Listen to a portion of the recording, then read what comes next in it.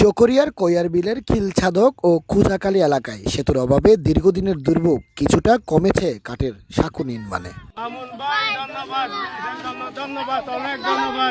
কৈয়ারবিলের খিলছাদক ও খুজাখালী এলাকায় ধান, শসা, ঢেঁড়স, মরিচ, টমেটো সহ বিভিন্ন ফসলের ভালো উৎপাদন হলেও সেতুর অভাবে সময় মতো এসব পণ্য বাজারে নিতে না পারায় ন্যায্য মূল্য থেকে বঞ্চিত ছিলেন কৃষকেরা। এখন প্রতিদিন শত শত মানুষ সাইকেল ও মোটর সাইকেলে সহজে পারাপার করছেন বলে জানান স্থানীয়রা। আরা বেশি কষ্ট করে আইতাম, এখন আল্লাহ দিয়ে আরারে বেশি সুখ করে পাইতাম বলি।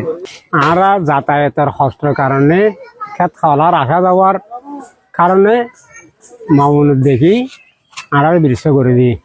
সাঁকো হওয়ার ফলে এখন দ্রুত কৃষিপণ্য বাজারে নেওয়া যাচ্ছে বলে জানান কৃষকেরা।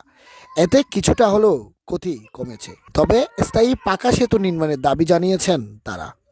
ইয়ান মামুন ভাইয়ের নজরত থেকে মামুন ভাইয়ের আর বাইফুট ফুরসেত দাম গপুয়া এবার সুয়ারিশ গুজে ব্রিজে মামুন ভাই করে দিয়ে এখন কৃষকল বেশি সুবিধা ভোগ করেছে। আর আমরা আগে এদিকে বোর্ড নিয়ে আসতাম, এখন তো আমরা ব্রিজের উপর দিয়ে সাইকেল নিয়ে চলে আসতে পারছি, সেজন্য আমাদের অনেক ভালো হয়েছে।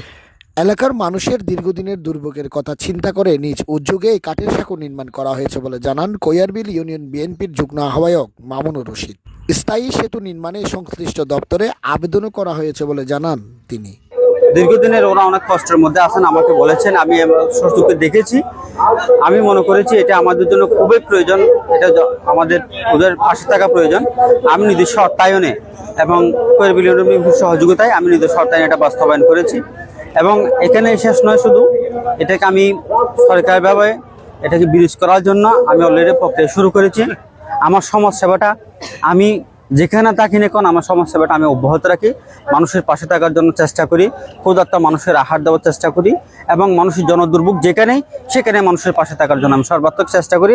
দীর্ঘদিন নৌকায় পারাপার করা এলাকাবাসীর দুর্ভোগ কিছুটা কমলেও টেকসই সমাধান হিসেবে একটি পাকা সেতুর অপেক্ষায় রয়েছেন তারা।